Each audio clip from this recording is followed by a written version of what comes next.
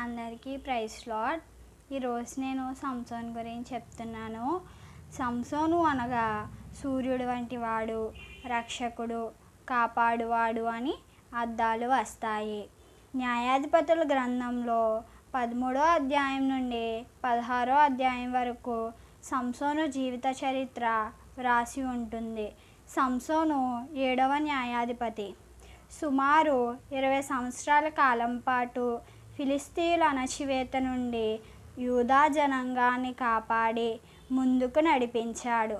సంసోను దాను వంశస్థుడు, జోర్యా పట్టణస్థుడైన మనోహ కుమారుడు. సంసోను తల్లి పేరు వ్రాయబడలేదు. సంసోను తన తల్లిదండ్రులకు వృద్ధాప్యాయంలో జన్మించినవాడు. అతని తల్లి గొడ్రాలై పిల్లలు లేకపోయెను.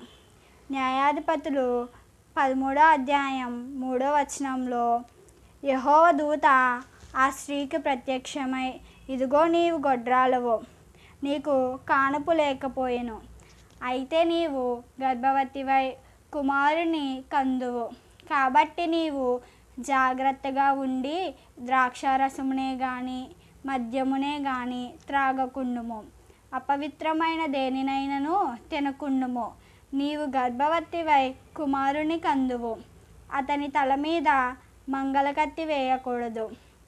ఆ బిడ్డ గర్భమున పుట్టినది మొదలుకొని దేవునికి నాజీరు చేయబడిన వాడై ఫిలిస్తీయుల చేతిలో నుండి ఇశ్రాయేలీలను రక్షింప మొదలుపెట్టునని ఆమెతో చెప్పెను.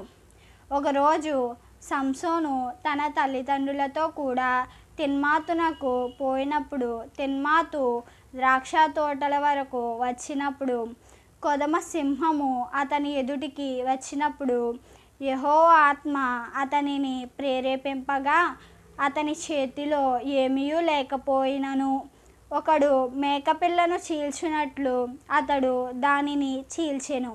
కొన్ని దినములైన తరువాత గోధుమల కోతకాలమున 300 నక్కలను పట్టుకొని దివిటీలను తెప్పించి తోకతట్టు తోకను త్రిప్పి 2 తోకల మధ్యను ఒక్కొక్క దివిటీ కట్టి ఆ దివిటీలో అగ్ని మండ చేసి ఫిలిస్తీయుల గోధుమ చేలలోకి వాటిని పోనిచ్చి పనల కుప్పలను, పైరును, ద్రాక్ష తోటలను, ఒలివ తోటలను తగులబెట్టెను.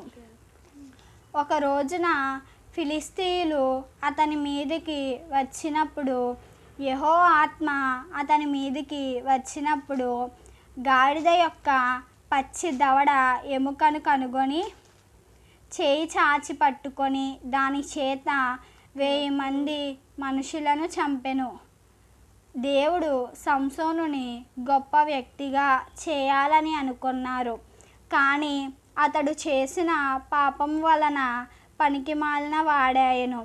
న్యాయాధిపతిగా ఉండవలసిన సంసోను బానిసాయను.